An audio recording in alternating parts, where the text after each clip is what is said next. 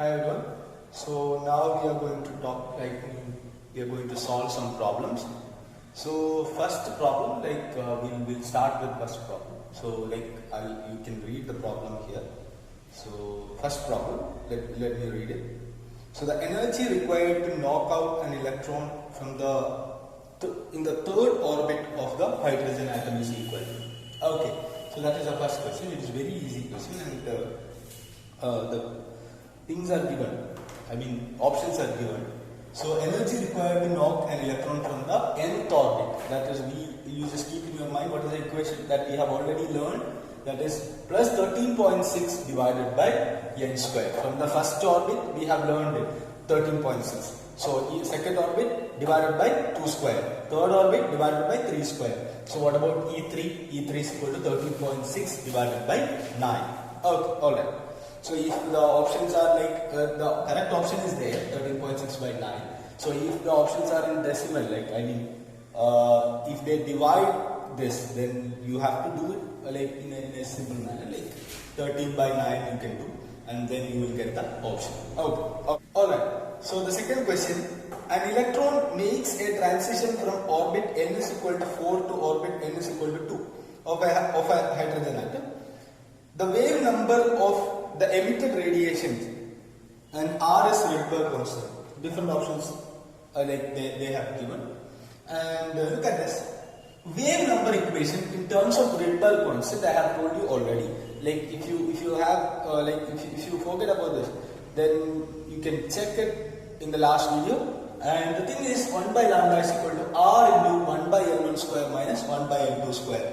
Where so you can substitute the value. N1 is equal to 2, N2 is equal to 16. So the value will be equal to 3R by 16. So wave number will be always in positive, so it will not be negative. Okay, so 3R by 16 you can keep in your mind.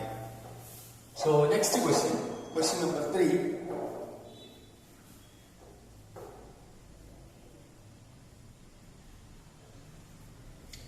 Alright, question number 3.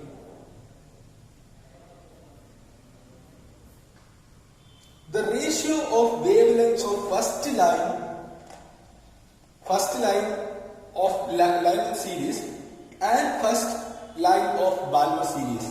Okay, again, the ratio of wavelengths of first line of Lyman series and first line of Balmer series. So what is the ratio? So it's very simple. So the first line of Lyman series means n1 is equal to 1, n2 is equal to 2, from 1 to 2. So first line of Balmer series, Lyman, Balmer. So it will be 2 and 3, right? So again, what is equation? 1 by lambda is equal to R into 1 by n1 square minus 1 by n2 square. So lambda Lyman by lambda Balmer, you substitute the values, then you will get it 5 by 27. What is n1 is equal to 1, n2 is equal to 2 here. So again, n1 is equal to 2, n2 is equal to 1, and lambda Lyman divided by lambda Balmer. So if you remember this equation, you can solve many questions. You can solve many questions like one wave number you can find out, lambda itself you can find out. Look at this. I told you in the previous videos, one of the previous videos, that is the comparing level questions will be more from this topic. Compare those lambda 1, lambda 2. Compare another value like that. So that is very important. Keep in your mind. Okay. So the question number 4. The ratio of in Bohr's model, the atomic radius of the first orbit is R0. Then the radius of the third orbit is. It's also a simple question. I told you, right? If you know all the equations in this chapter, all the equations that I have taught you, if you know all of them, then you can solve all the problems. Okay, that much simple it is. So Rn is proportional to n square. That we know. Okay, n square by z square. Do you remember? So Rn is proportional to n square. So R1 by R3 is equal to 1 by 3 the whole square. So it will be R3 will be equal to 9R0. 9R0. Okay, alright. So next question. When an electron in hydrogen atom is excited from its 4th to 5th stationary orbit, the change in angular momentum of electron will be equal. Planck's constant value is given 6.6 into 10 to the power minus 34. So what will be the change in angular momentum? It is very basic question, very easy question. You think about it. I have told you in Bohr's second postulate, what is angular momentum of electron which is revolving? That is equal to nh by 2 pi. nh by 2 pi. So here we want to find out delta lambda, change in lambda, L2 minus L1. That is n2h by 2 pi minus n1h by 2 pi. So that value will be equal to h by 2 pi into n2 minus n1. Alright. So again you put the values, then you will get the answer.